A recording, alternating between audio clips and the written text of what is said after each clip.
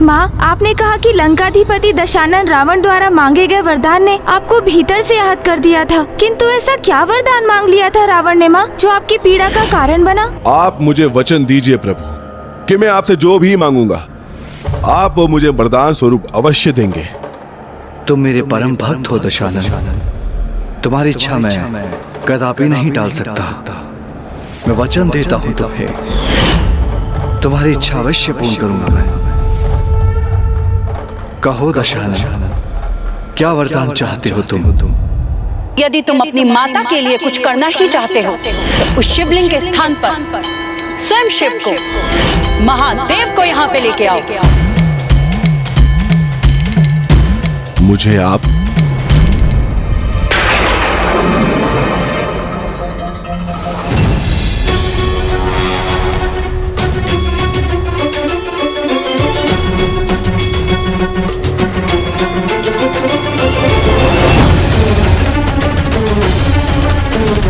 रुक क्यों गया दशानन?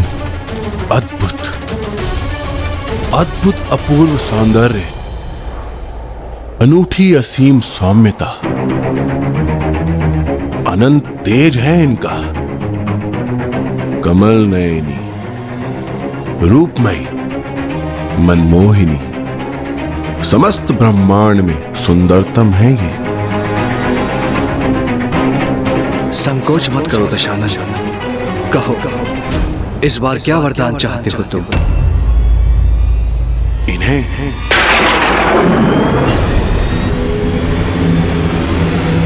आपके वरदान स्वरूप इन्हें चाहता हूं मैं, आपके वरदान स्वरूप इन्हें चाहता हूं मैं।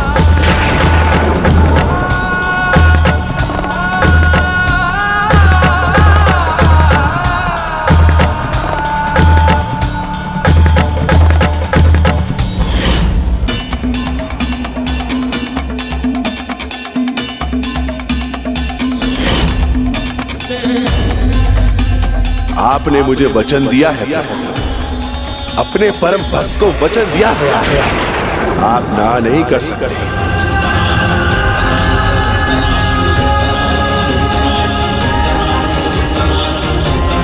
हे प्रभु, आपको प्रसन्न करने हेतु जिसने आपको अपना शीश अर्पित किया, अपनी आंतों से आपके नाम की धुन उत्पन्न, आपका परम भक्त अर्थात मुझे आप अपने दिया वचन टाल नहीं सकते।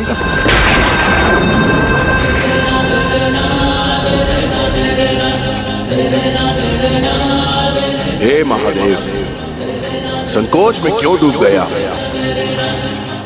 अपने वचन को पूर्ण करने हेतु, मेरी भक्ति का फल देने हेतु, हे करुणा निधान भोले शंकर, इन्हें मुझे अपने साथ लंका ले जाने की अनुमति दीजिए। मुझे अपने साथ लंका ले जाने की अनुमति दीजिए।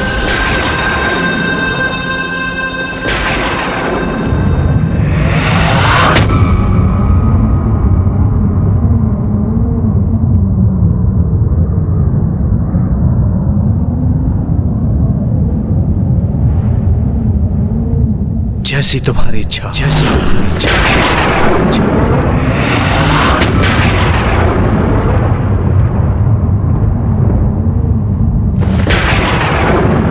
जय शिव शंकर शंभो।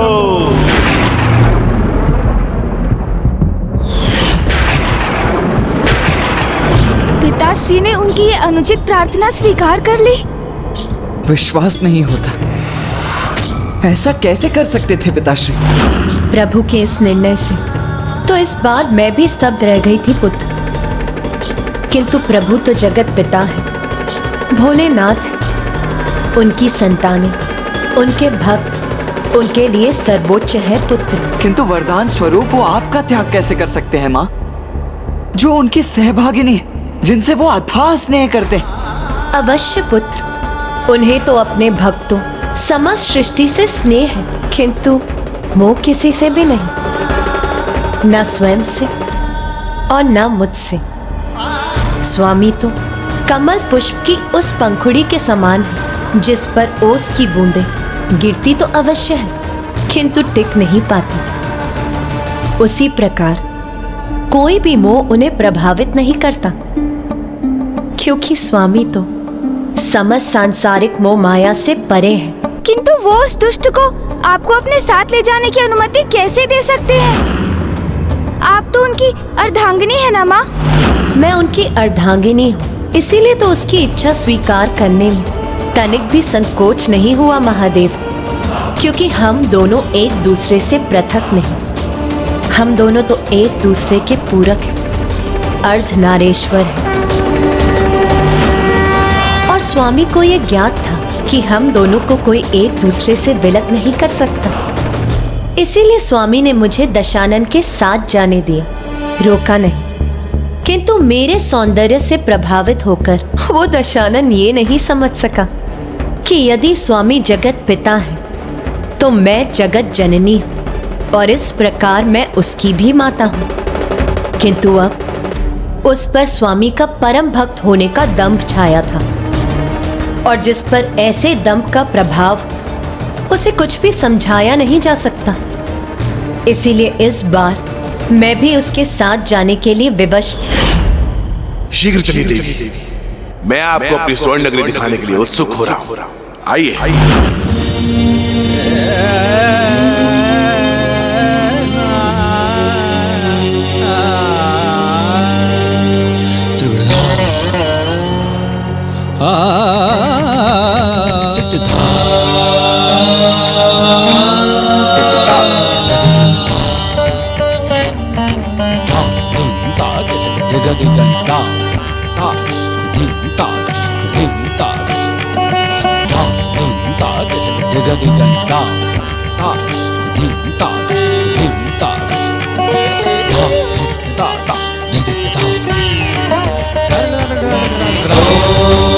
नमो शिवाय नमो नमो नमो नमो नमो शिवाय नमो नमो नमो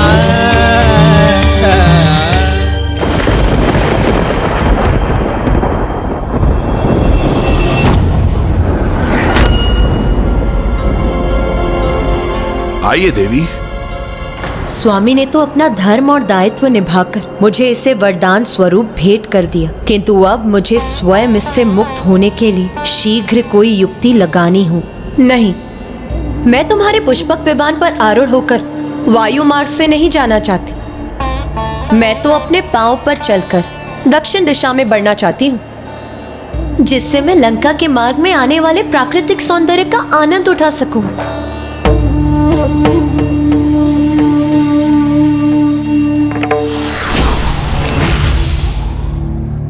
देवी, आप मेरे पीछे पीछे आइए।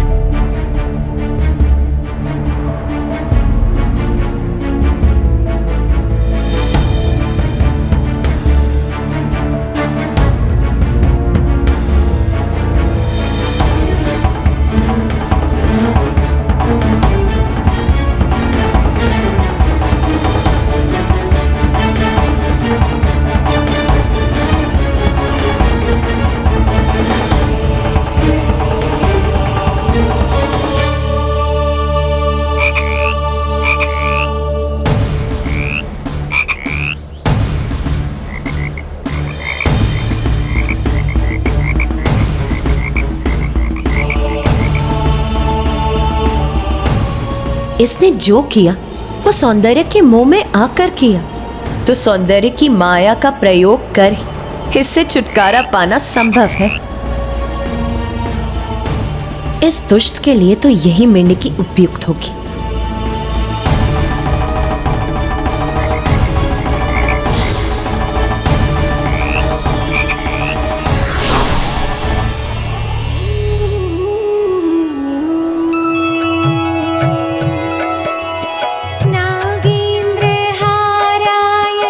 अब तो दशानन ये ज्ञात करके ही रहेगा कि कौन है वो जो इतने मधुर स्वर में मेरे प्रभु महादेव की पूजा आराधना कर रही है। अरे शीघ्र चलो, बहुत विलंब हो रहा है। अब चाहो तो अपने पुष्पक विमान को भी बुला लो, हम उस पर आरूढ़ होकर भी चल सकते हैं। अचानक ये इतने शीघ्र यहाँ से क्यों जाना चाहती है? इनकी इस इच्छा के पीछे अवश्य कोई गूढ़ रहस्य है।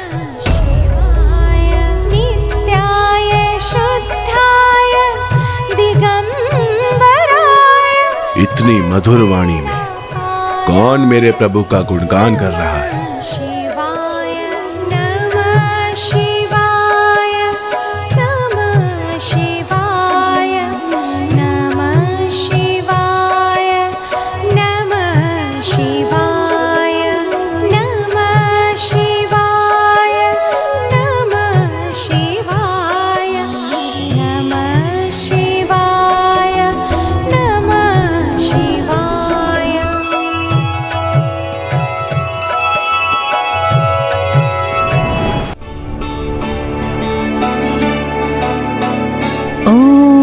नमः शिवाय। अरे मैं तो यहाँ हूँ, फिर तुम उस दिशा में क्यों आगे बढ़ रहे? अंततः ये मूर्ख मेरी युक्ति में उलझ ही गया।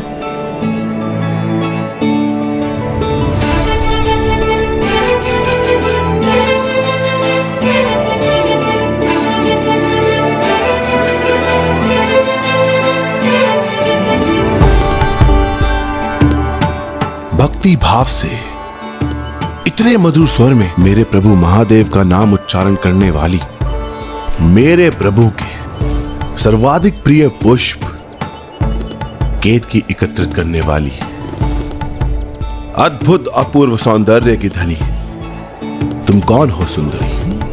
ये जो भी है पार्वती नहीं है। पार्वती तो मैं हूँ जिसे तुम अपने साथ लंका ले जाने के लिए आए हो।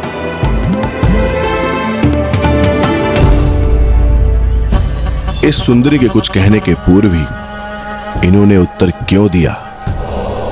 उसे कुछ कहने क्यों नहीं दिया? कहीं ये मुझसे कुछ छिपाना तो नहीं चाहती? कहीं ऐसा तो नहीं कि जिन्हें मैं अपने साथ ले जा रहा हूं वो देवी पार्वती नहीं, और वास्तविक देवी पार्वती तो ये सुंदरी है जो मेरे समक्ष आई है, और मैं कहीं ये समझ न जाऊं इसलिए ये मुझे यहां से दूर ले जाना चाहती है। आपके वरदान स्वरूप इन्हें चाहता हूं मैं, आपके वरदान स्वरूप इन्हें चाहता हूं मैं। जैसी तुम्हारी इच्छा। प्रभु ने भी इतनी सहजता से इन्हें मुझे अपने साथ ले जाने की अनुमति दे दी, अर्थात वास्तव में कुछ तो अनुचित हो रहा है मेरे साथ। अवश्य मुझे मूर्ख बनाया जा रहा है। सुंदरी, मेरा उत्तर दो, बताओ कौन हो तुम? मैं मंदोदरी हूँ। असत्य कह रही हो तुम जो इस समस्त ब्रह्मांड में सर्वाधिक सौंदर्यता की स्वामिनी हो। अवश्य वास्तव में तुम ही देवी पार्वती हो, और ये देवी पार्वती नहीं। इसलिए प्रभु ने बिना कुछ कहे इतनी सहजता से इन्हें मेरे साथ भेज दिया। अपने परम भक्त के साथ छल किया महादेव ने।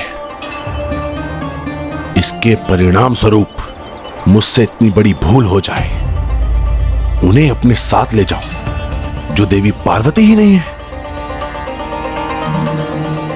मैं भी दशानन हूं, मुझे छलना इतना सरल नहीं है। हे परम सुंदरी, मैं तुम्हें प्रस्ताव देता हूं, मेरे साथ मेरी स्वर्ण नगरी लंका चलो, मुझसे विवाह करो। मेरी लंका में लंकाधिपति की रानी के पद पर आसीन हो। मुझे भी आपके साथ अपने भाग्य का जुड़ाव का आभास हो रहा है, इसलिए मुझे भी आपकी ही होना स्वीकार है। जिस दृष्टि से आपने मुझे देखा है, उस दृष्टि से कोई अन्य पुरुष मुझे अब ना देखे, इसका दायित्व मैं आपको सौंपती हूँ। आप चिंता ना करें, मैं आपके साथ कदापि ऐसे नहीं होने दूंगा देवी पार्वती।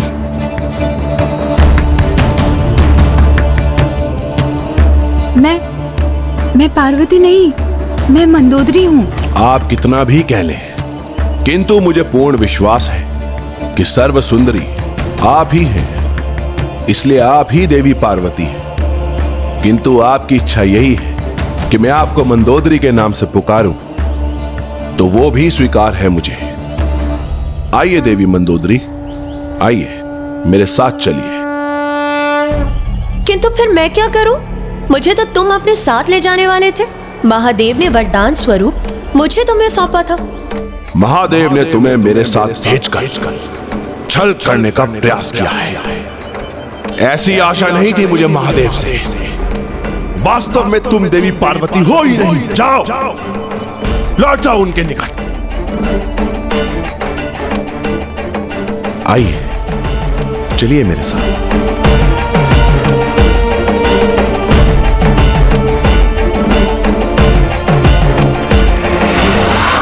सर्वज्ञानी महातपस्वी होने के बाद भी आज इसने मुझे एक मां को अनुचित दृष्टि से देखा है। भविष्य में जाकर यही इसके सर्वनाश का कारण बनेगा। ये अपने इसी जीवन में पुनः ऐसा करेगा और तब उसी दिवस इसके साथ इसके समस्त कुल का सर्वनाश आरंभ होगा।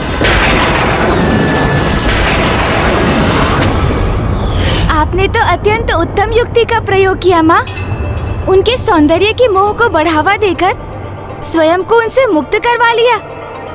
कैसे है वो दशानन? उनके व्यक्तित्व में भी विचित्र विरोधाभास है। एक ओर तो ऐसा परम ज्ञानी, इतना महान भक्त है वो, और दूसरी ओर इतना बड़ा मूर्ख भी है। ना वो अपने आराध्य द्वारा दिए गए वरदान में विश्वास रख सके और ना ही उन जगत जननी को ही पहचान पाए जो पूरे संसार की माँ है।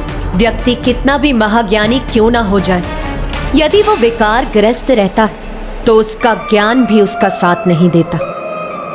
फिर क्या हुआ माता?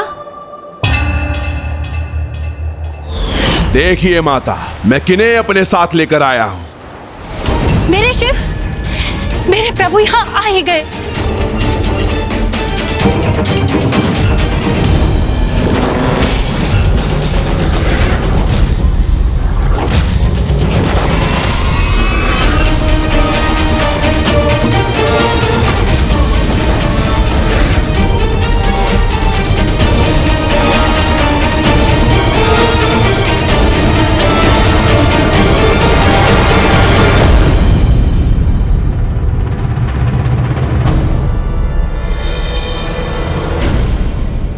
इस प्रकार स्तंभ होने का कोई कारण नहीं है माता। मैं प्रभु महादेव को नहीं, किंतु देवी पार्वती को साथ लाया और ये अब यहीं रहेंगे। माता पार्वती, हे जगत जननी, रुक जाइए। हे माता पराशक्ति, मेरा प्रणाम स्वीकार करें। त्रिलोक स्वामिनी, आप मुझसे बड़ी हैं। आप मुझे इस तरह से सम्मानित करें, ये आपको शोभा नहीं देता। मैं जगत जननी नहीं, पराशक्ति नहीं, त्रिलोक स्वामिनी नहीं। आप लोगों से मुझे पहचानने में भूल हो रही है।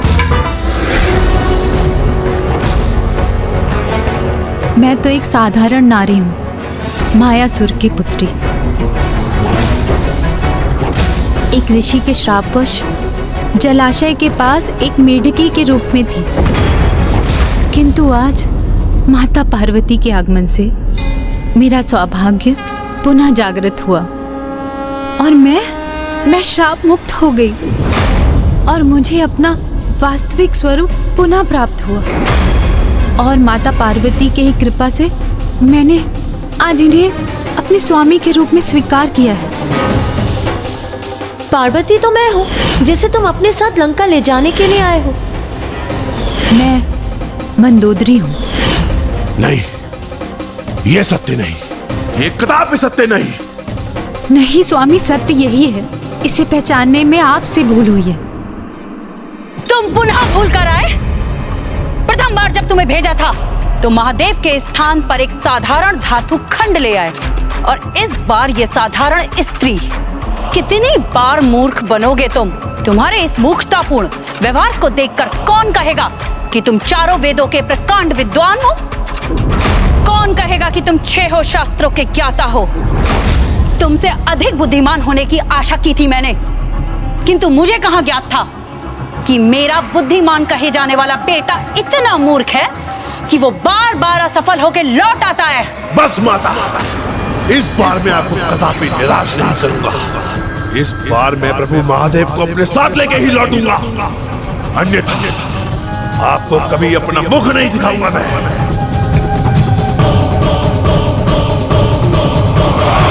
और अब वो महादेव को अपने साथ लंका ले जाने, अपनी माता को दिया गया प्रण निभाने पुनः यहाँ आया।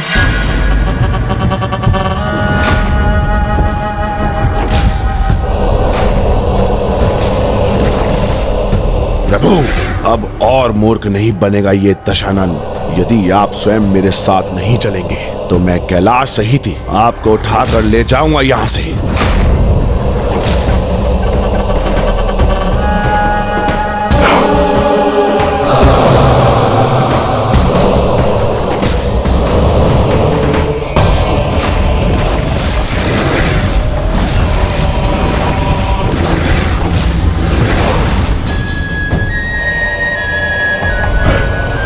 जय भोले शिव शंकर।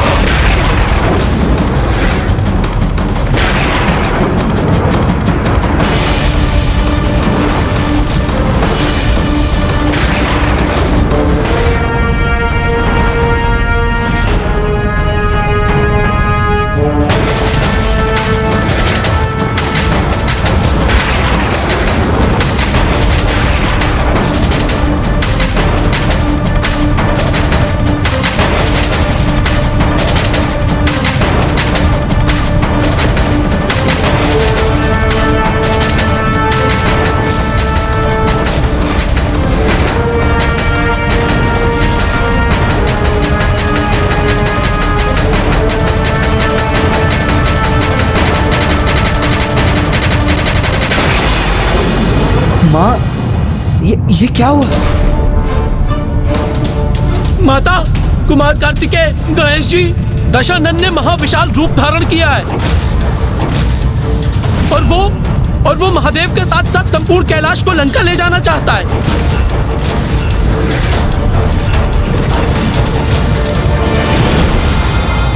इतना बल है दशानन की भुजाओं में कि मैं कैलाश पर्वत को ही उठा लूंगा।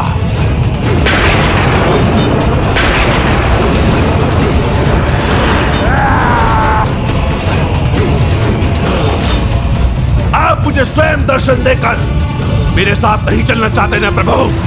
कोई बात नहीं, आपका ये परम भक्त दशानन आपको कैलाश सहित लंका ले जाएगा।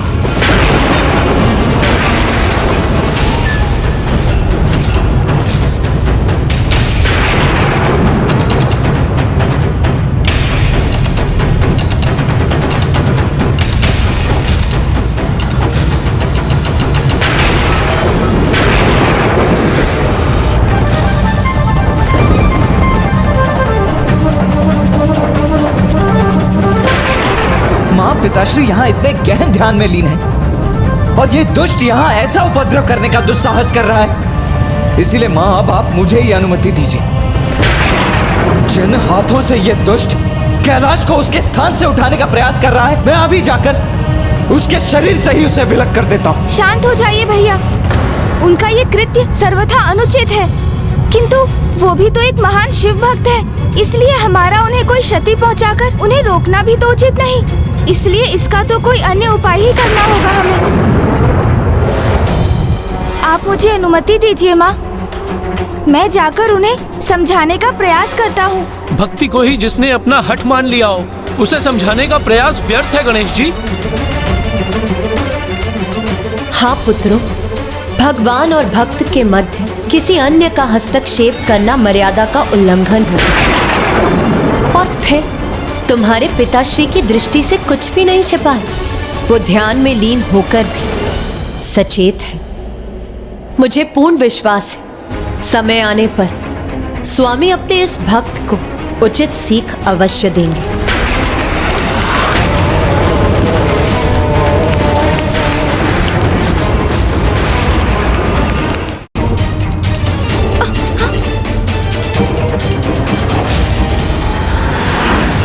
कैलाश पर्वत के समक्ष अपने विराट रूप में भी ये असुरराज दशानन कितना तुच्छ, कितना छोटा प्रतीत हो रहा है, किंतु फिर भी ये महादेव के कैलाश को अपने हाथों में उठाने का प्रयास करने का दुस्साहस कर रहा है।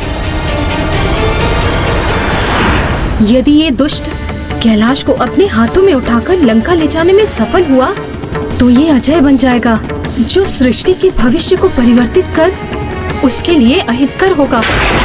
दुष्ट दशानन अधर्म करता रहेगा, किंतु प्रभु विष्णु जी के राम अवतार से भी सुरक्षित रहेगा और प्रभु श्री हरि नारायण अपने अवतार का प्रयोजन सिद्ध नहीं कर सकेंगे। घोर अनर्थ होगा ये।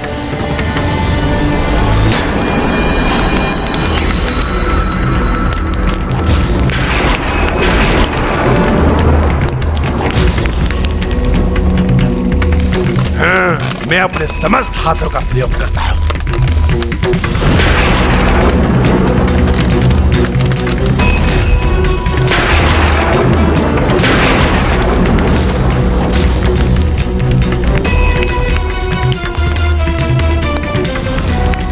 तनिक थोड़ा और बल, कैलाश को मैं उसके स्थान से थोड़ा और उठा ही लूंगा।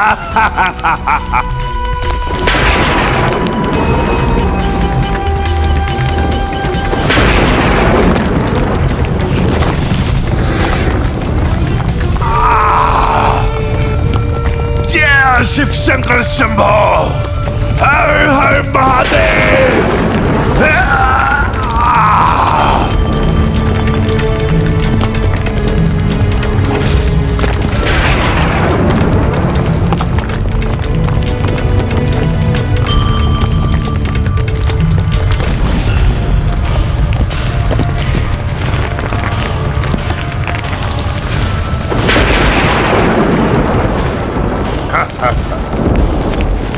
जो करने आया था वो कर ही लिया मैंने। दशानन सफल हुआ।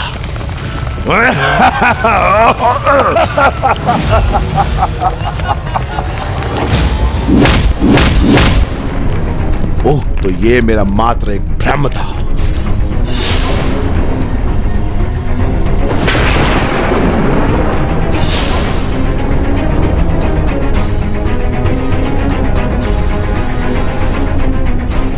किंतु दशानन के लिए कुछ भी असंभव नहीं। जो वो सोचता है, जो वो कल्पना करता है, उसे वो सत्य पूरा करता है। हर हर महादेव।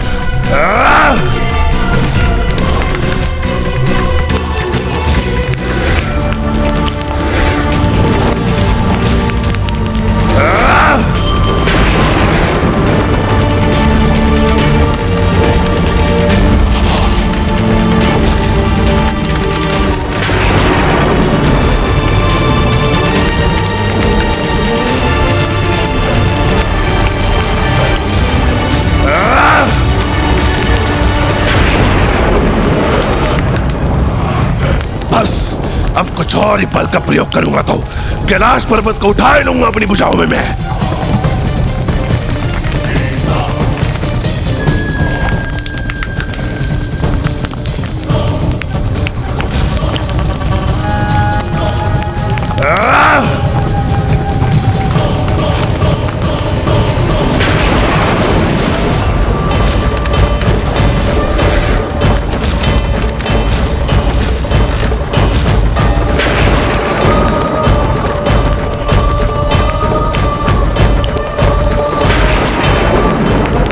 महादेव, और कब तक सहेंगे इस मूर्ख भक्त की मूर्खता? अब अवश्य वो कुछ करेंगे इसे उचित सीख देने के लिए।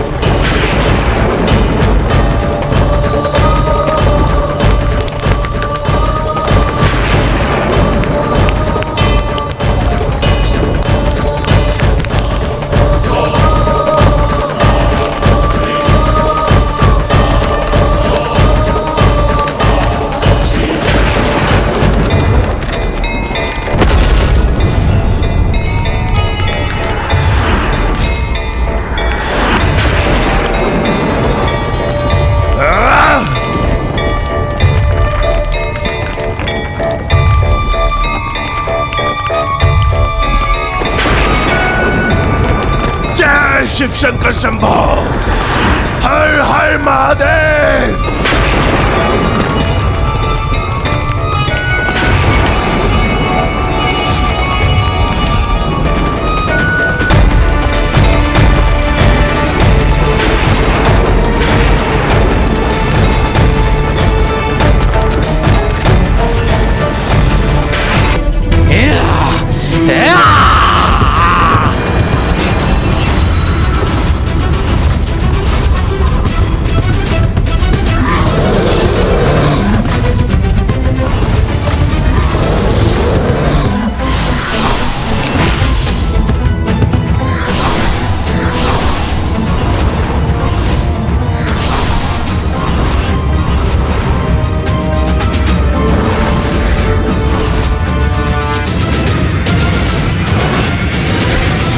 उचित कहा था माता ने। अब ये दुष्ट पीछे हटकर अपनी मृत्यु की ओर बढ़ेंगे और वही हो रहा है।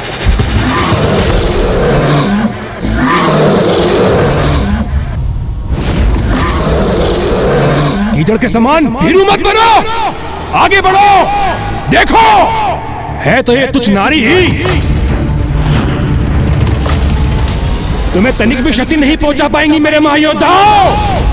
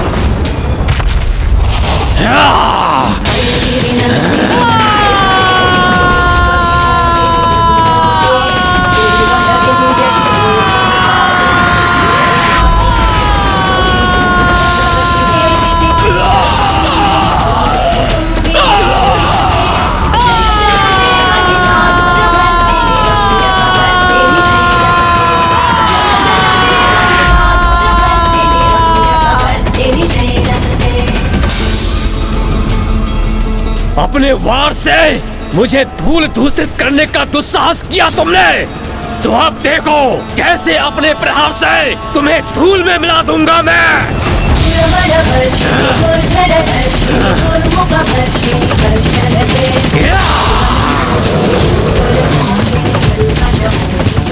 वो तो तुम तब करोगे ना दुष्ट, जब मैं तुम्हें प्रहार करने का अवसर दूंगी।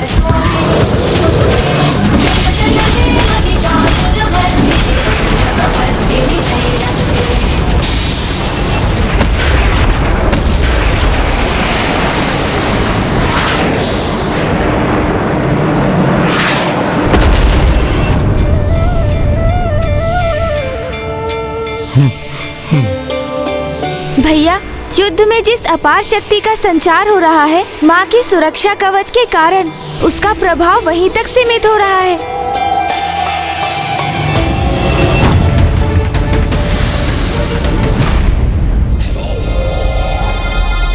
धिक्कार है इस असुर महायोद्धाओं को, एक तुच्छ नारी को रोकने में असमर्थ हो रहे हैं ये।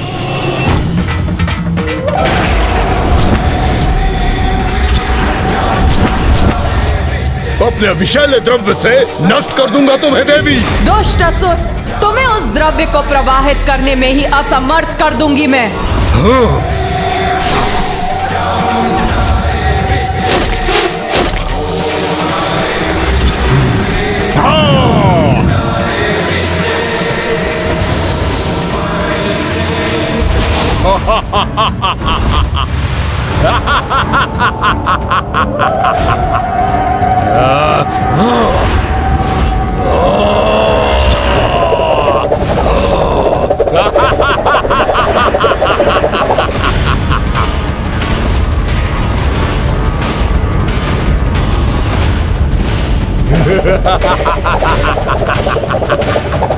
इतनी तीव्र गति से अपने दोनों मुख गतिमान करूंगा मैं कि तुम लक्ष्य साध नहीं सकोगी, किंतु मैं अपने घातक द्रव्य से तुम्हें भस्म करूंगा।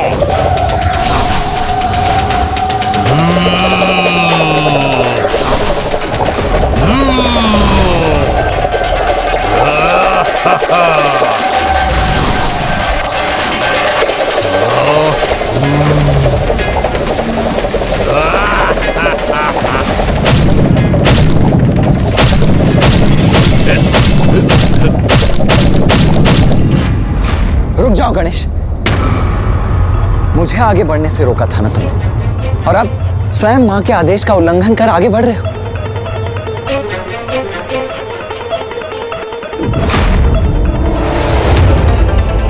नहीं भैया, माँ का आदेश तो मैं कदापि नहीं भूला, किंतु हम इन दुष्टों के वध के उपाय माँ को बताना अवश्य भूल गए हैं।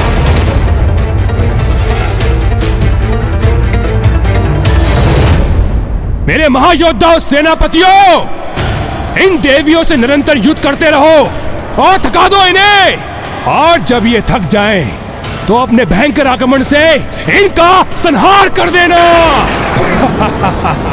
तुम्हें अपनी भुजाओं के जाल में बांध लूंगा मैं। ये क्या? मुझे कुछ दिखाई नहीं दे रहा। है क्या ये? तुम्हारी भुजाओं को अपने त्रिशूल से बांध दूंगी मैं, अक्षम्य कर दूंगी मैं तुम्हें।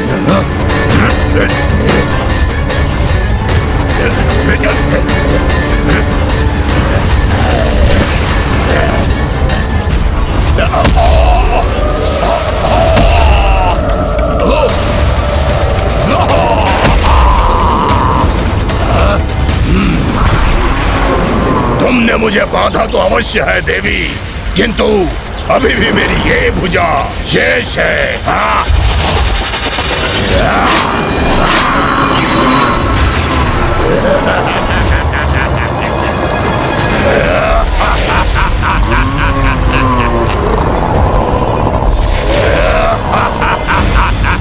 आश्चर्य, इसकी भुजा इसके तन से विलग होकर पुनः उत्पन्न हो गई।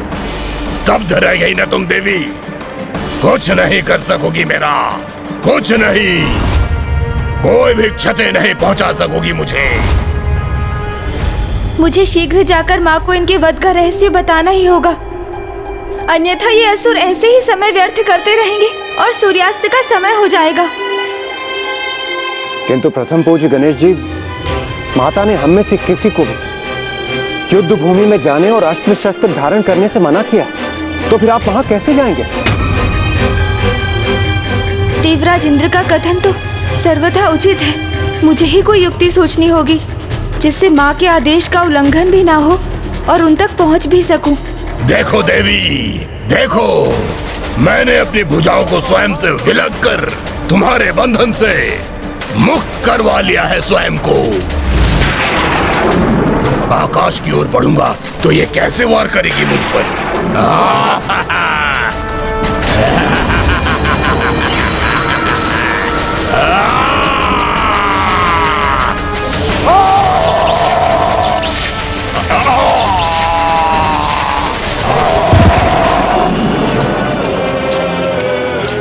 ये देवियां, ये तुच्छ नारियां मेरे महायोद्धाओं पर भारी कैसे पड़ रही हैं?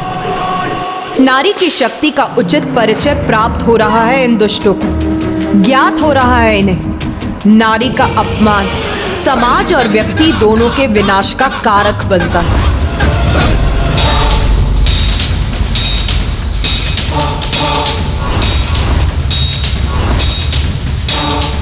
ऊपर नहीं जा सकता तो क्या हुआ? अब मेरी भुजाएं पुनः विकसित हो चुकी हैं, तो एक ही आक्रमण से अंत कर दूंगा इस देवी का।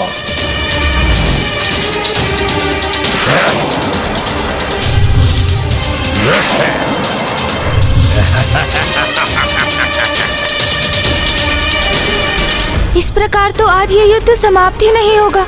मुझे कोई तो मार्ग निकालना ही होगा। मेरी देश सेना का कोई भी सदस्य युद्ध करने के लिए आगे नहीं बढ़ेगा और ना ही अस्त्र उठाएगा।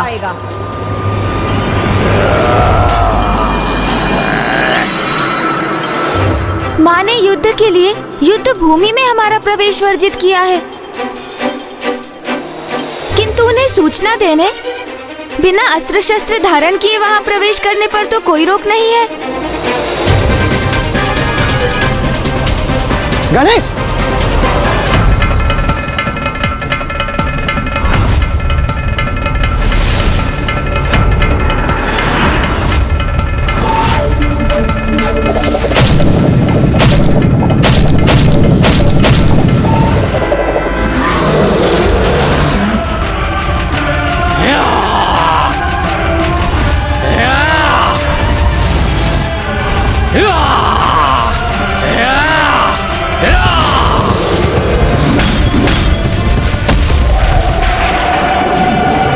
मुझे शीघ्र माताओं तक पहुंचना होगा।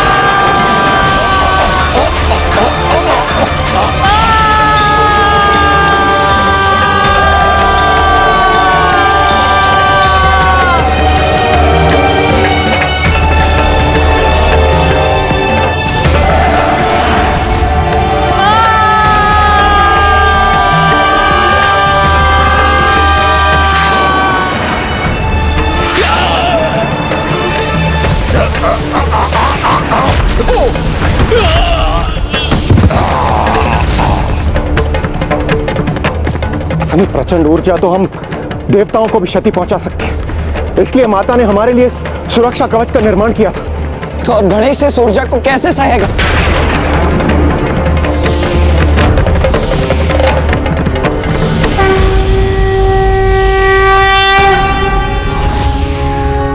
माँ का आंचल ही मेरी रक्षा करेगा।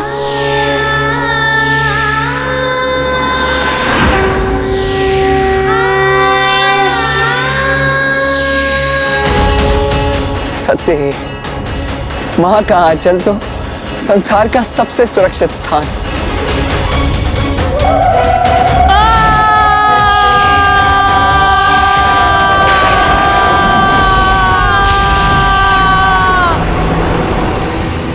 उत्तम, अति उत्तम।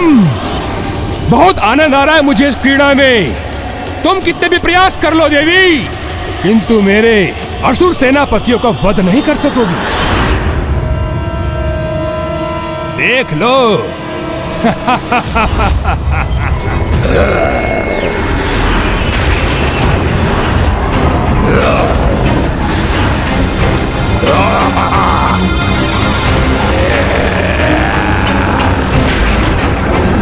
माता,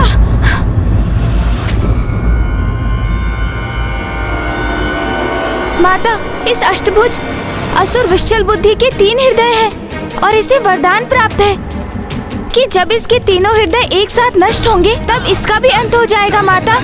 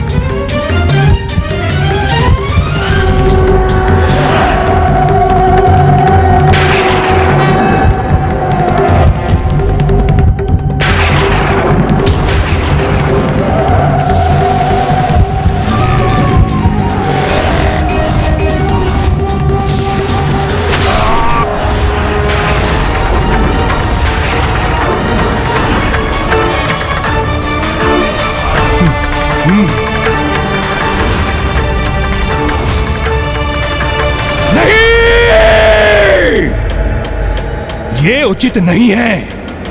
कैसे ज्ञात हुआ उस देवी को विशाल बुद्धि का भेद?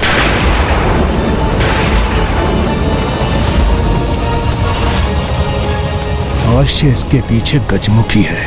नाश लोचन, विनाश लोचन, शीघ्र जाओ, रोको उस गजमुख को।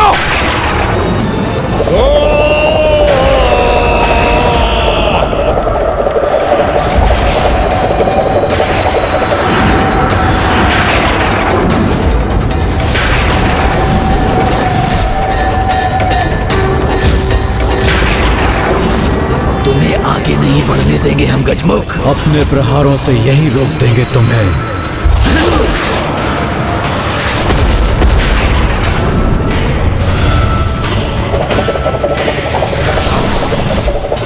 अपने घातक द्रव्य से तुम्हें भस्म करूंगा। मूर्ख असुर, स्मरण करो क्या कहा था देवी आदि शक्ति ने।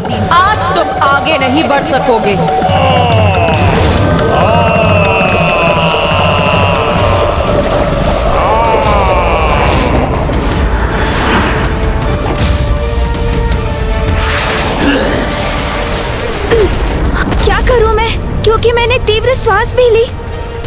जाकर गिरेंगे। क्रोध भरी दृष्टि इन पर डाली तो उसमें भस्म हो जाएंगे। यदि तीव्र वेग से यहाँ से प्रस्थान किया तो उसके प्रभाव से ही मिट जाएंगे ये। किंतु ऐसा होते ही मैं भी इस युद्ध का सक्रिय भाग बनकर माँ के आदेश का उल्लंघन कर बैठूंगा, जो मैं कदापि नहीं कर सकता। इसलिए मुझे इन दोनों को थका कर ही रोकना होगा।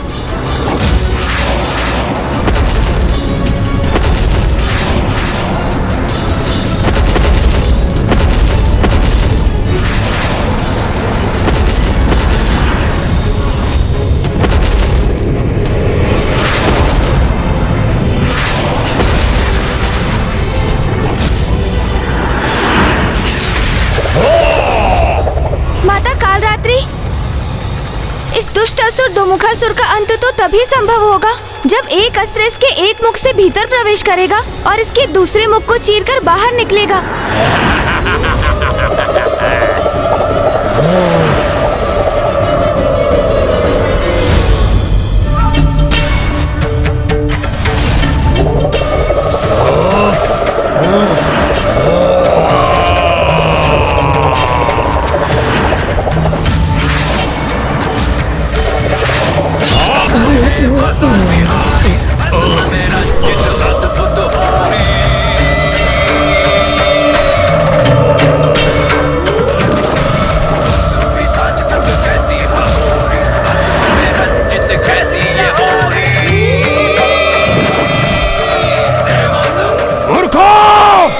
मेरे आदेश का पालन करो, रोको उस गजमुख को। बस माता चंद्रघंटा तक सूचना पहुंचानी है मुझे और फिर मेरा कार्य संपन्न हो जाएगा। किंतु उसके लिए इन दोनों का ध्यान बटाने का कोई उपाय करना होगा मुझे।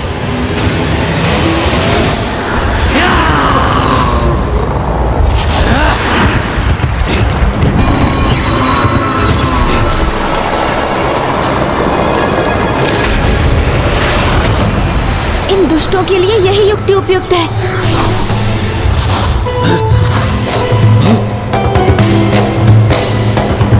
कहाँ अदृश्य हो गया वो गजमुख? शीघ्र उसे ढूंढकर हमें रोकना होगा, अन्यथा असुर सम्राट हम दोनों को नष्ट कर देंगे।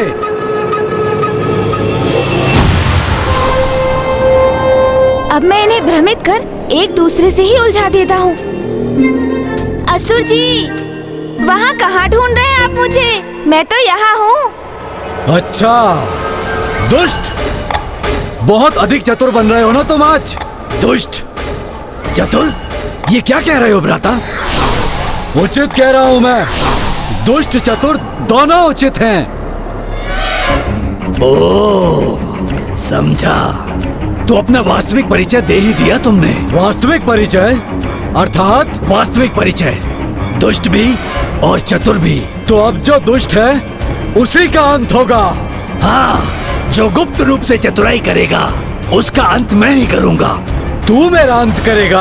हाँ, मैं अंत करूँगा तुम्हारा। तू करेगा मेरा अंत? हाँ, मैं करूँगा। यही है उचित अवसर। माता! तुमने सुना? सुना भी और देखा भी उस दुष्ट को। तो फिर रोको उसे। माता!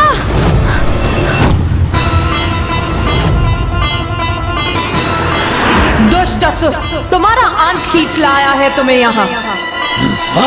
माता!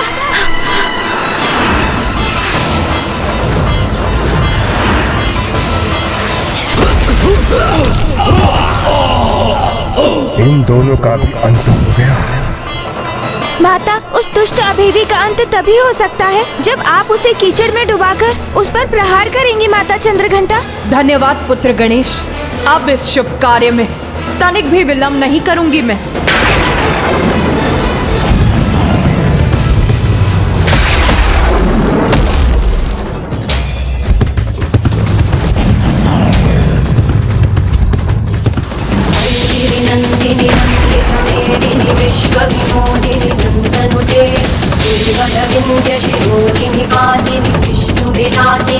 मुझे कुछ करना होगा। जय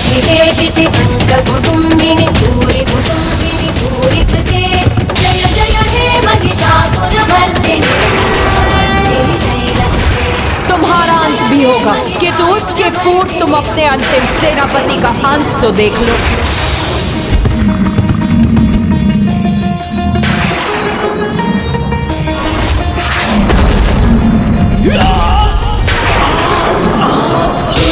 वर्षिणी दुर्धर वर्षिणी दुर्मुख वर्षिणी दर्शन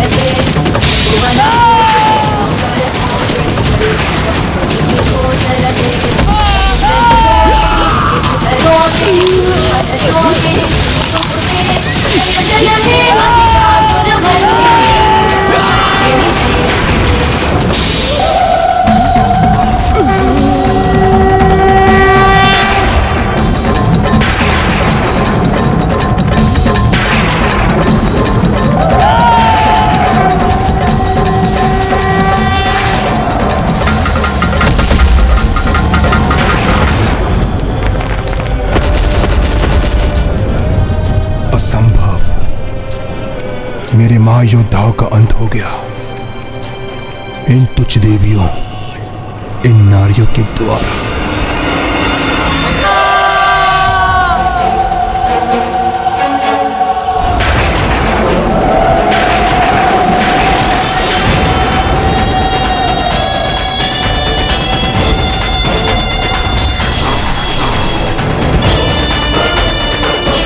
कहा था ना मैंने, ये तीनों पीछे हटकर अपने काल से भेंट करेंगे। और अब तुम्हें भी तुम्हारे काल तक पहुंचने का समय आ गया है दुष्ट दुर्गमासुर। शत्रु को पराजित करने के लिए सर्वप्रथम उसका मनोबल भंग किया जाता है। मुझसे भूल हो गई। मुझे सर्वप्रथम इस देवी का मनोबल खंडित करना चाहिए था, किंतु वो तो मैं अब भी कर सकता हूँ। तुम तुच्छ नारियों की यही तो दुर्बलता है। एक दो तुच्छ सफलता प्राप्त करते ही उनका दम कर लेती है और स्वयं को अत्यंत योग्य समझने की भूल कर बैठती है। मूर्ख असुर, तुम्हारे समान अहंकार के मद में डूबने की असुरी प्रवृत्ति नहीं है नारी की। सदैव अपने विवेक को जागृत रख। किसी भी प्रकार की नकारात्मकता का परित्याग कर सकारात्मकता से निरंतर नित नवीन सफलताओं की रचना करती है नारी। भली भांति पहचानता हूँ मैं नारी और उसकी क्षमता को। वो तो उन्हीं कार्यों में दिखाई देती हैं जो उनके लिए निर्धारित किए गए हैं। इसलिए तुच्छ नारी योद्धा नहीं, मात्र गृहिणी के योग्य हो तुम। मेरे द्वारा तुम पर अस्त्र उठाने से पूर्व जाओ देवी जाओ, श्रृंगार गृह में जाकर मुझ जैसे महान शक्तिशाली पुरुषों को रिझाने के लिए श्रृंगार का वही है तुम्हारा स्थान। जाओ ना देवी। रसोई घर में जाकर स्वादिष्ट पकवान बनाओ मुझ जैसे सामर्थ्य पुरुषों के। देवी वही है तुम्हारा स्थान। जाओ पूजा गृह में जाकर मुझ जैसे किसी योग्य संपन्न पुरुष के लिए पूजा पाठ व्रत करो। वही है तुम्हारे समान तुच्छ अबलाओं का स्थान देवी। ये दुष्ट माता की जितनी निंदा करेगा उतना ही शीघ्र उसके पाप का घड़ा भी भरेगा। उसे प्रतीत हो रहा है कि वो माता तामसिक के दिशा निर्देश का पालन कर रहा है, किंतु कदाचित उसे ज्ञात नहीं कि वो पापी स्वयं ये सब करके अपनी ही मृत्यु को निमंत्रण दे रहा है। जो जन्म दात्री उसे तुच्छ मानते हो तुम मूर्ख, और उसे सीमा में बांधकर उसके लिए उचित अनुचित स्थान निर्धारित करना चाहते हो। मूर्ख अज्ञानी, भगवान के अवतार भी नारी की कोख से ही जन्म लेते हैं, और तुझ जैसे दुष्ट अधर्मी सभी चराचर जीव सभी नारी की ही संतान। नारी यदि योद्धाओं को जन्म देकर उन्हें युद्ध के लिए भेज सकती, रसोई गृह में भोजन तैयार कर योद्धाओं को युद्ध के लिए योग्य बना सकती, मंदिर में अपने पुत्र, भ्राता, पति और पिता की विजय हेतु प्रार्थना कर सकती, तो वही नारी युद्ध भूमि में प्रस्तुत होकर उनकी रक्षा कर उन्हें विजय भी प्राप्त करा सकती। बस देवी बस बस, बंद करो अपना अलग प्रलाप। तुम्हारे विचार उसी तरह उलझे हैं जैसे तुम्हारे ये केश। मेरा कहा मानो तो अपने इन केशों को खोलकर मुझ जैसे किसी महायोद्धा को उनके सौंदर्य से आनंदित करो।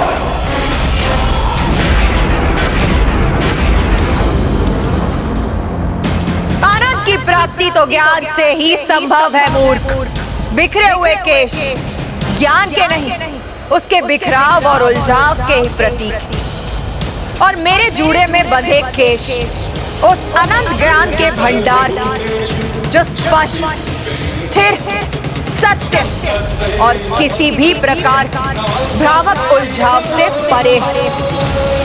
इसीलिए इसके दर्शन ज्ञान पाने की लालसा रखने वालों को ही होते हैं, नारी को भोग की वस्तु समझने वाले असुरों को नहीं। इसीलिए उसके दर्शन भी अत्यंत दुर्लभ, और जो अपनी योग्यता सिद्ध करते हैं वो मेरे जूड़े के दर्शन का परम सौभाग्य प्राप्त कर सीधे परमात्मा से जुड़ाव स्थापित करते हैं।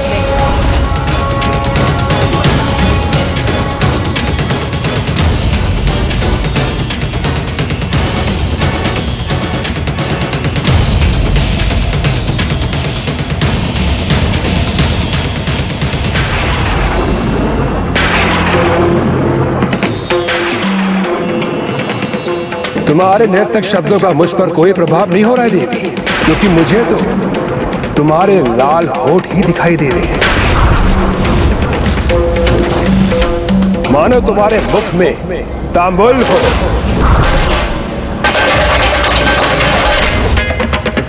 तांबुल और सुपारी तो मंगल और लक्ष्मी का प्रतीक होते हैं, किंतु तुम्हारे भाग्य में अब न मंगल है और ना ही लक्ष्मी। उचित कहा था माता तामसिक ने, मनोबल खंडित होगा तो इस देवी का क्रोध जागृत होगा, जिससे ये उत्तेजित होकर कोई ना कोई भूल अवश्य करेगी। इसलिए मुझे अभी नहीं रुकना चाहिए, इसके लिए और अपमानजनक शब्दों का प्रयोग करना चाहिए। देवी देवी देवी, इस प्रकार उत्साह में आगे मत बढ़ो, कहीं तुम्हारी पतली कटी बल ना खा जाए।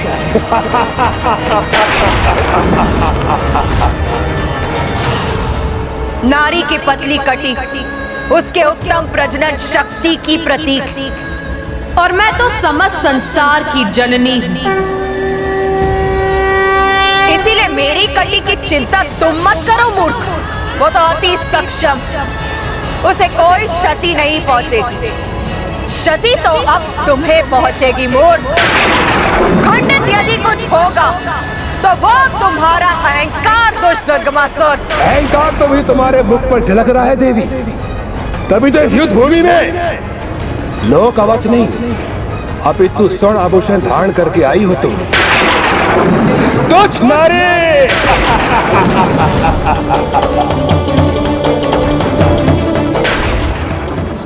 बहुत बड़े अज्ञानी हो तुम।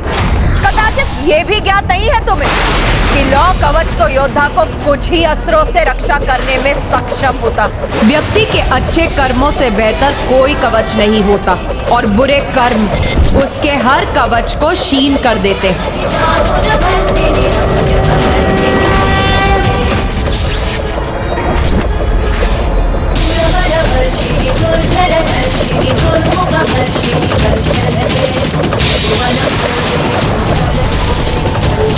किंतु स्वर्ण आभूषण मंगल और शक्ति के प्रतीक, और ये शक्ति तब तक स्थिर रहती है जब तक स्वर्ण के प्रति कोई मोह या लोभ न जागृत हो। क्योंकि मंगल और शक्ति का सुदृढ़ कवच जिसके पास भी होता है, उसे किसी भी अन्य कवच की आवश्यकता नहीं होती। लाल वस्त्रों का ये सौंदर्य धारण कर तुम ये कह रही हो कि तुम्हें किसी कवच की आवश्यकता नहीं। किंतु तुम भूल रही हो नारी कि युद्ध भूमि में लाल वस्त्र पहनकर नहीं आया जाता। वस्त्र तो यहाँ लाल होते हैं शत्रुओं के लहू से।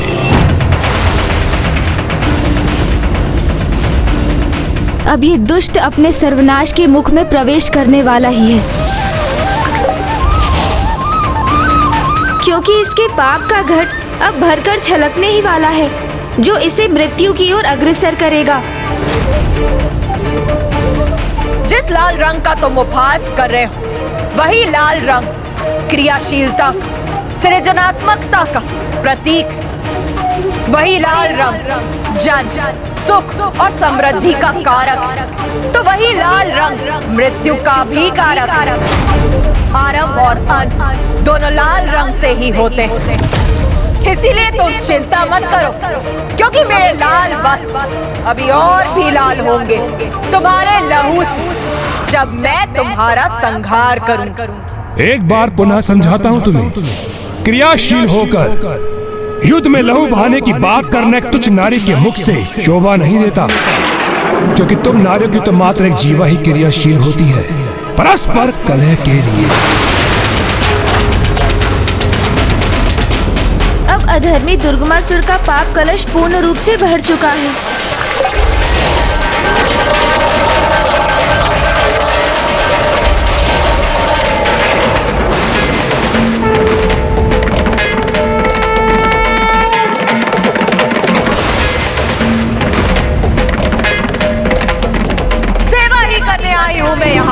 धर्म और नियति की सेवा, तुम जैसे पापी का नाश कर।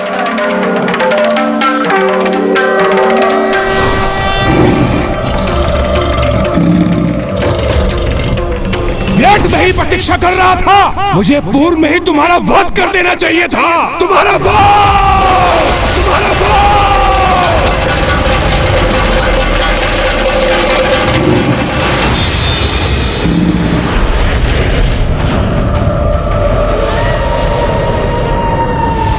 ये कैसा शेष स्वरूप दिखाई दे रहा है इस दुष्ट दुर्गमासुर का।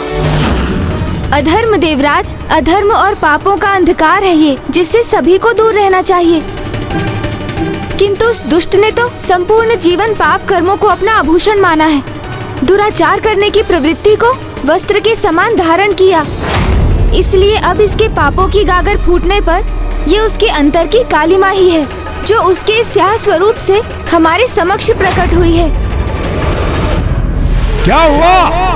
प्रतीत होता है मेरे वास्तविक शक्तिशाली स्वरूप के दर्शन पाकर स्तब्ध रह गई ना?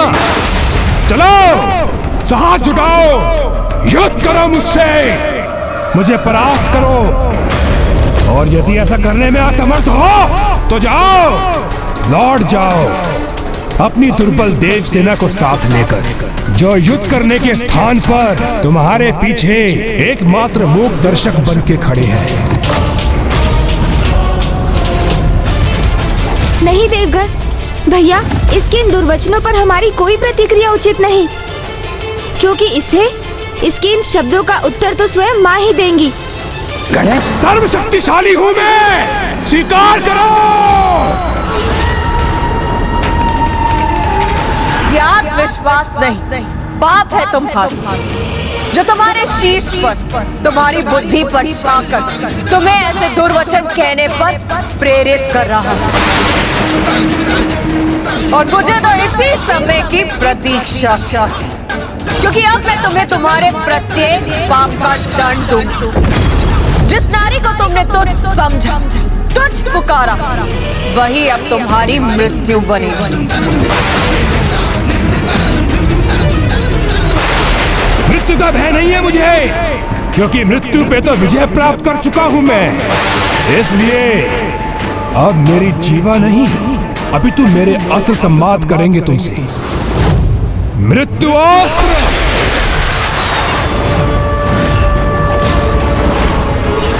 लो मेरे इस प्रहार को संभालो।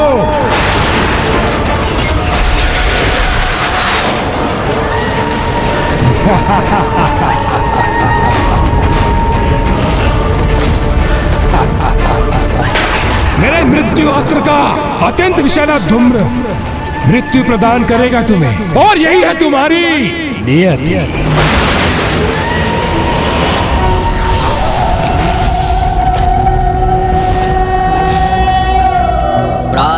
महाविद्या माता धूमावती कलिकया जापमाला जयंती मध्याह्ने प्रौढ़रूपा विकसित वदना चारुनेत्रा निशायां संध्यायां वृद्धरूपा गलितकुचयुगा मुण्डमालां वहन्ति स देवी देवदेवी त्रिभुवनजननी कालो कपातु युष्मान्।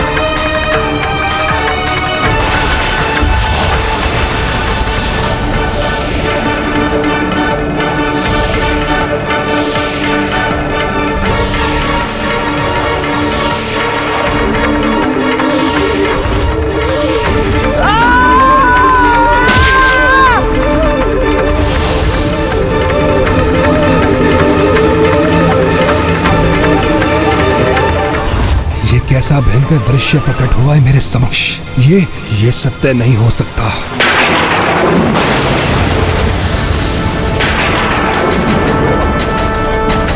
यही है तेरा अंतिम सत्य दुष्ट।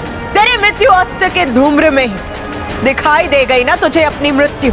नहीं, ये मेरी मृत्यु नहीं, कोई माया है तुम्हारी जिससे तुम मेरा मनोबल तोड़कर युद्ध में पराजित होने के स्थान पर तुम मुझे ही मेरे मन में पराजित करने का प्रयास कर रही हो।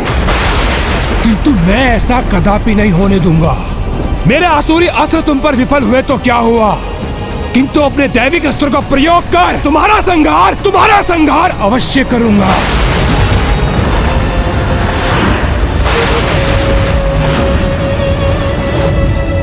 वायु अस्त्र, अग्नि अस्त्र,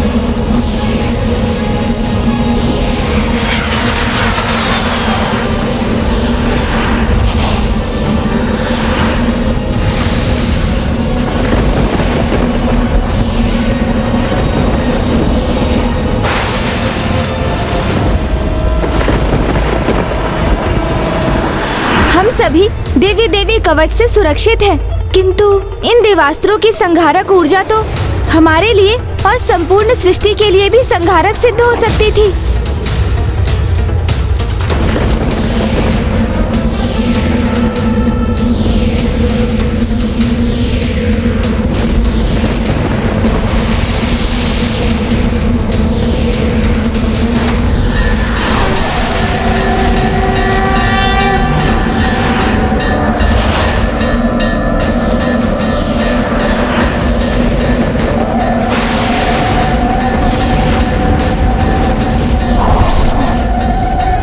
ज्वाला देवी अर्थात अग्नि और ताप की देवी। माता काली तो ऊर्जा के समस्त स्रोतों की नियंत्रक है।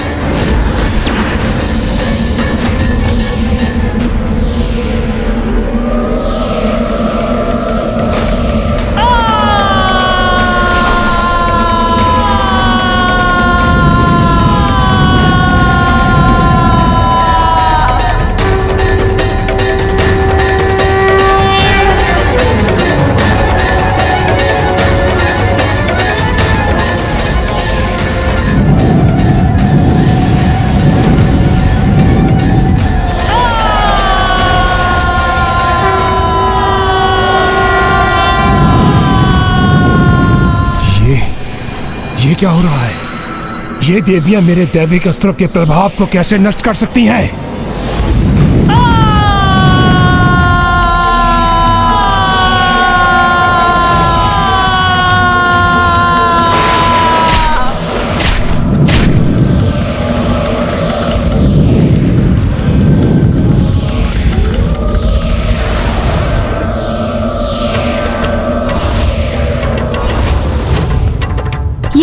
ज्वाला ही है जो अग्नि अस्त्र को अपने उदर में समाहित कर उसे शांत कर सकती है। और माता काली वायु अस्त्र से उत्पन्न बवंडर को चीरकर आगे बढ़ने में सक्षम है। दुष्ट असुर, ये दैविक अस्त्र तेरे जैसे दुष्ट द्वारा प्रयोग किए जाने के लिए नहीं है।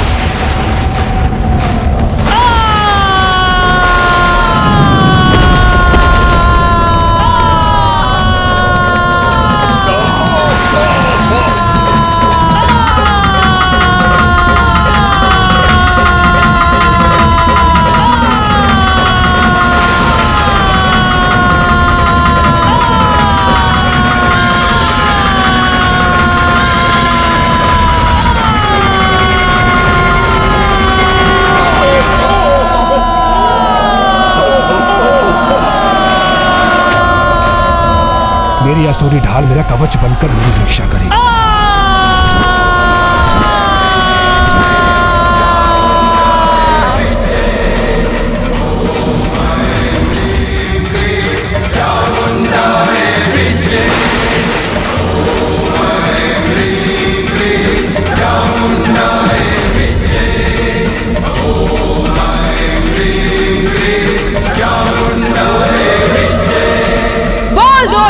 तेरा अंतिम सत्य अर्थात तेरी मृत्यु के दर्शन हुए तुझे।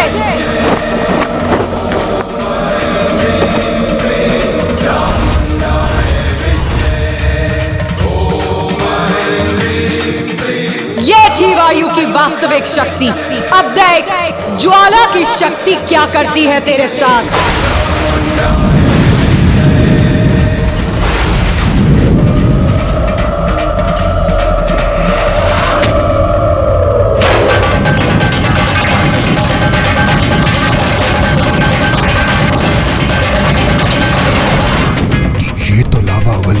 उसे मेरी ओर प्रवाहित कर रही है। इसके ताप को शांत करना होगा मुझे। वरुण अस्त्र।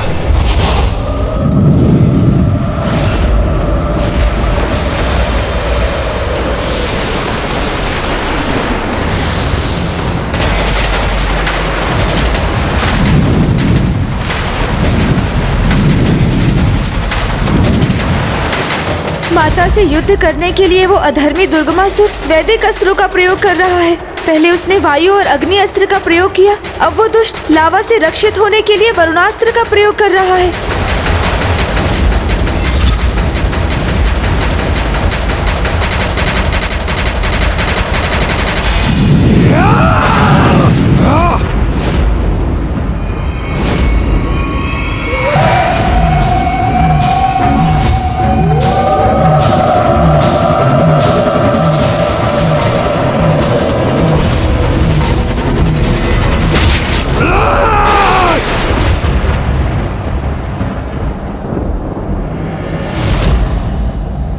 मुझे वो दृश्य क्यों दिखाई दिया?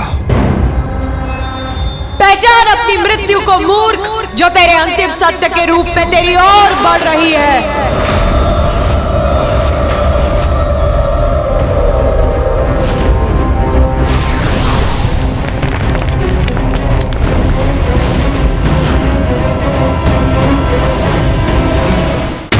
तुम्हारा काल अपना मुख खोले, तुम तक पहुंचने ही वाला है। इसका आभास हुआ तुम्हें दुर्गमासुर? नहीं, असंभव है मेरी मृत्यु। मैं अजय था, अजय हूँ और अजय रहूंगा। दुर्गमासुर हूँ मैं, दुर्गमासुर, दुर्गमासुर।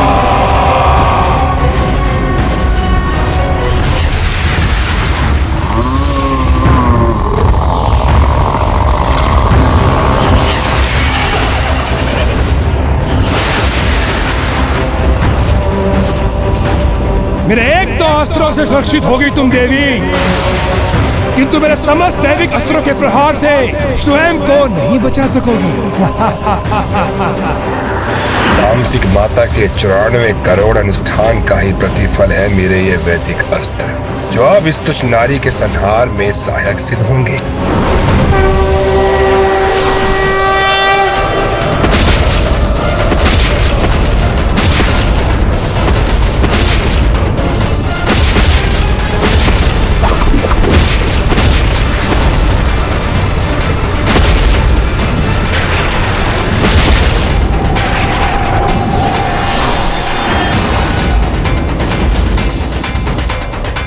विश्वास नहीं होता। इन 9 देवियों ने उत्पन्न होकर मेरे समस्त दैविक अस्त्र नष्ट कर दिए।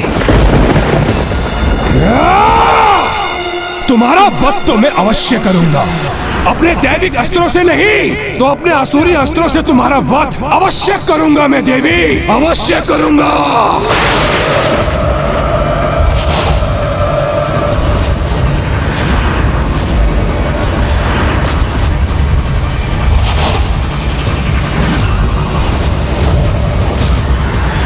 दुष्ट अधर्मी, लोग सामना करो धर्म की शक्ति का।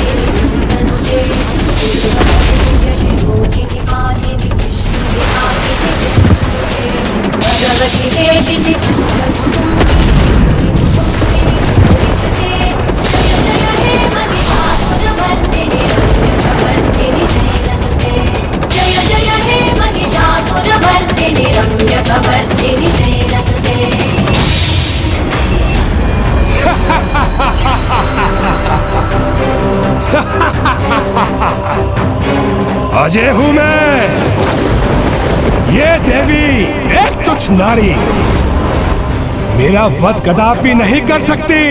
दुर्गमासुर हूं मैं, दुर्गमासुर हूं मैं।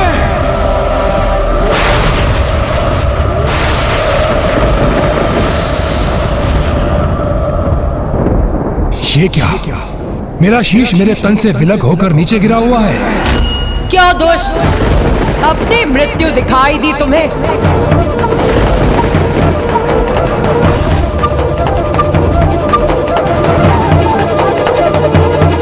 ये कैसा प्रपंच है? कभी एक देवी युद्ध करने आती तो कभी कोई और।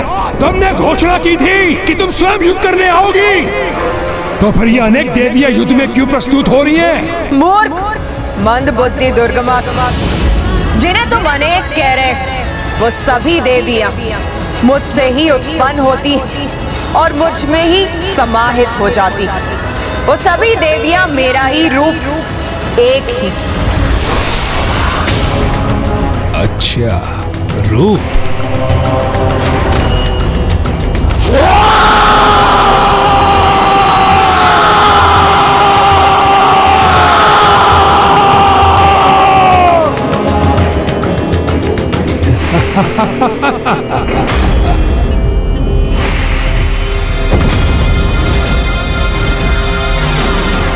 मंद बुद्धि मैं नहीं, अपितु तुम हो देवी। जिसे यह भ्रम है कि तुम दुर्गमासुर की मृत्यु बनोगी। स्मरण करो, मैंने क्या कहा था? दुर्गमासुर की मृत्यु दुर्गम ही नहीं, अपितु असंभव भी है।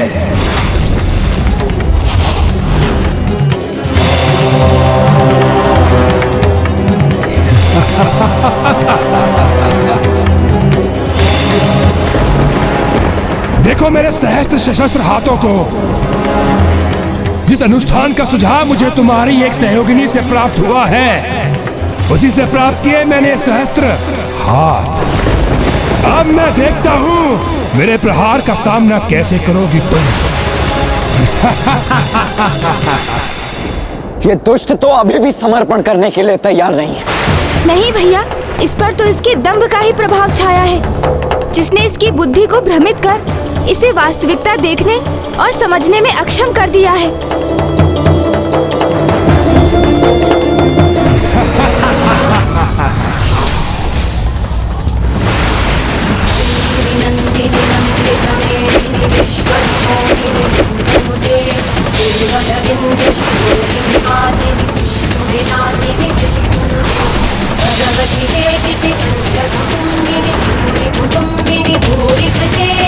जय जय हे महिषासुरमर्दिनी रम्यकवर्दिनी शैलसुते। जय जय हे महिषासुरमर्दिनी रम्यकवर्दिनी शैलसुते।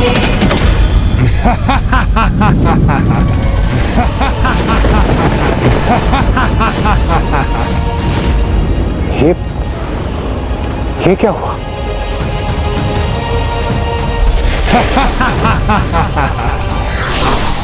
तुम कोई भी रूप धारण कर लो, मेरे अंगों को क्षति नहीं पहुंचा पाओगी। तुम्हारा कोई भी छल युक्त वार सफल नहीं होगा मुझ पर, नहीं होगा। ये क्या, माता के किसी भी बाण का प्रभाव इस दुर्गमासुर पर क्यों नहीं हुआ? ये कैसे हुआ? कैसे संभव है ये? इससे तो मैं भी अचंभित हूँ। ये कैसे संभव हुआ? देखा देवी, देखा मेरी अजय शक्ति का प्रदर्शन। स्वयं को देवी आदिशक्ति पुकारने वाली। ये तो उचित है कि तुम्हारे प्रत्यक्षदर्शी तुम्हारे साथ है। जो तुम्हारा विनाश देख उसकी गाथा गाएंगे, संसार को बताएंगे कि वो तुम्हें पूजने की भूल करते थे, क्योंकि तुम कोई महाशक्ति नहीं, अभी तो एक मात्र तुच्छ नारी हो। मैं दुर्गमासुर, ब्रह्मांड के सारे देवी देवताओं को पराजित करने वाला दुर्गमासुर, तुमसे भी कहीं अधिक शक्तिशाली हूं मैं। महाशक्तिशाली, महाज्ञानी, महापराक्रमी दुर्गमासुर हूं मैं।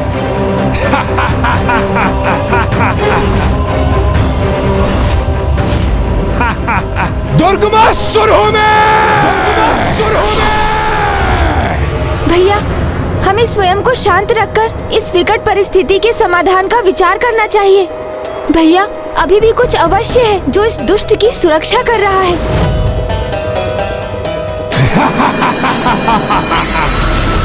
इसका ललाट, मेरी दिव्य दृष्टि से मुझे इसके ललाट पर वैसा ही तेज दिखाई दे रहा है जैसा तेज गायत्री माता के प्रभाव से दुष्ट अरुणासुर के ललाट पर भी था।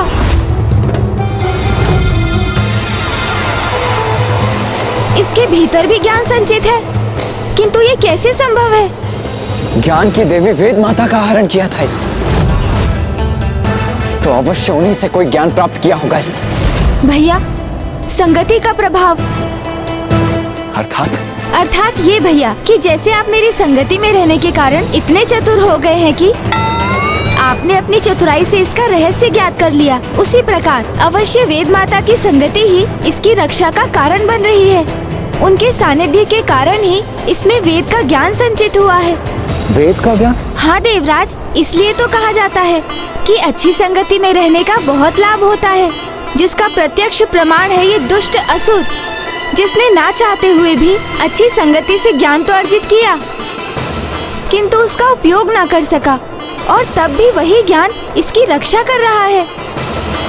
माता को तो सब ज्ञात है, मुझे तो उनका ध्यान इस ओर आकृष्ट करने का माध्यम भर बनना है, जिसका एक ही उपाय है, उस मंत्र का उच्चारण जिसमें समस्त वेदों का सार निहित है।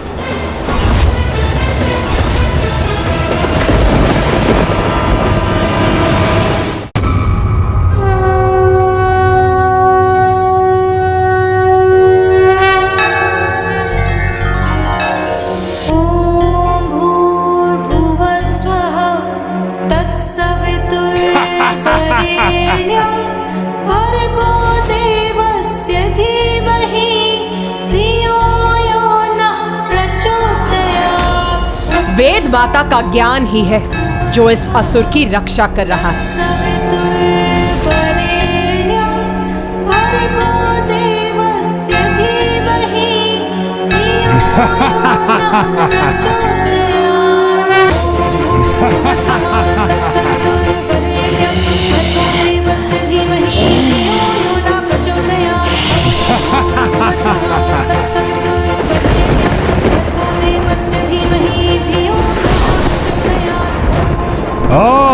एक और अस्त्र।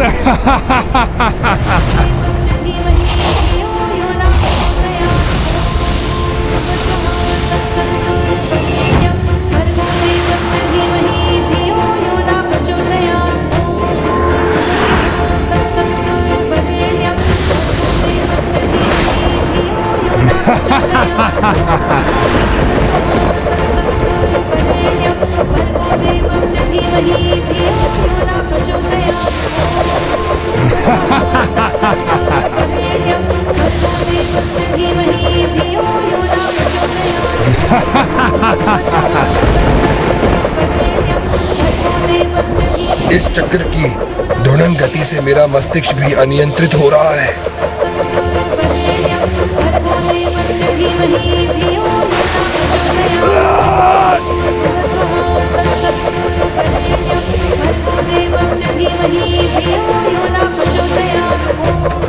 ये कैसी पीड़ा का आभास हो रहा है मुझे। अपार कष्ट हो रहा है मुझे, जैसे मेरा शीश विस्फोट होने जा रहा है।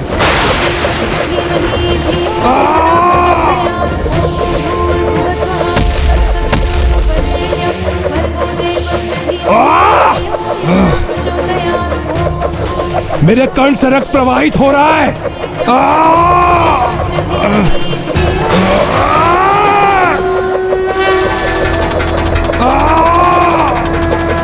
ये क्या? इस पापी दुर्गमासुर के शीश से ये उजला प्रकाश कैसे प्रकट हो रहा है? यही वो ज्ञान है देवराज, जो इसे सुसंगति से दान में प्राप्त हुआ था। चारों वेदों का ज्ञान।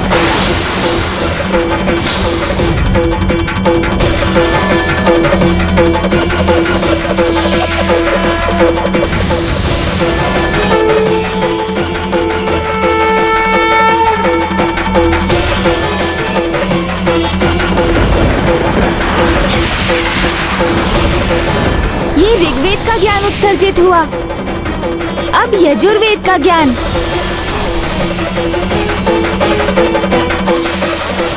तत्पश्चात सामवेद का ज्ञान और अब अंततः अथर्ववेद का ज्ञान भी उत्सर्जित हो गया उसके मस्तिष्क से।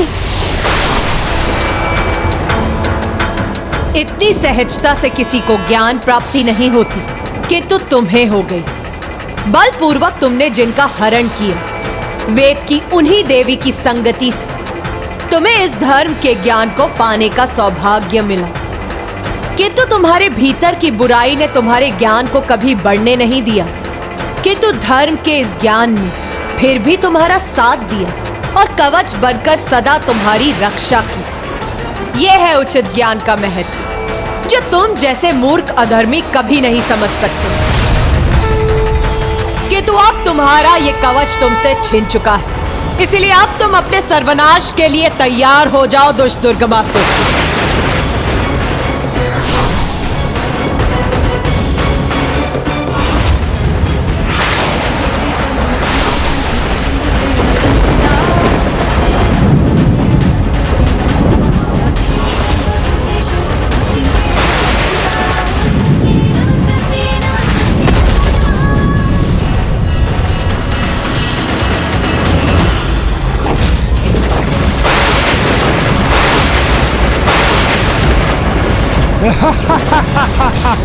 क्या तुम वास्तव में मान बैठी थी कि मेरी शक्ति का आधार वेद का ज्ञान था? नहीं देवी नहीं, अपने अनुष्ठान से शक्ति प्राप्त की है मैंने। 94 करोड़ वही अनुष्ठान देवी जो तुम्हारा पुत्र गणेश भी संपन्न होने से नहीं रोक सका था। क्यों देवी? सत्य कह रहा हूं ना मैं, सत्य। अपना विवश करूंगा मैं तामसिक माता को, और जो आज खोया है उसे पुनः प्राप्त करूंगा मैं।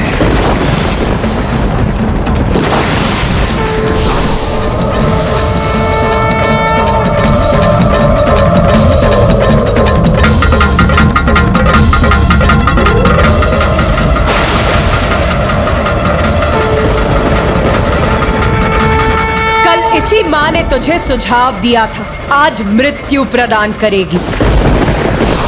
जिस दिन व्यक्ति पर निंदा छोड़ निज निंदा करना आरंभ कर देगा, उस दिन से उसका पतन नहीं अपितु उत्थान आरंभ हो जाएगा।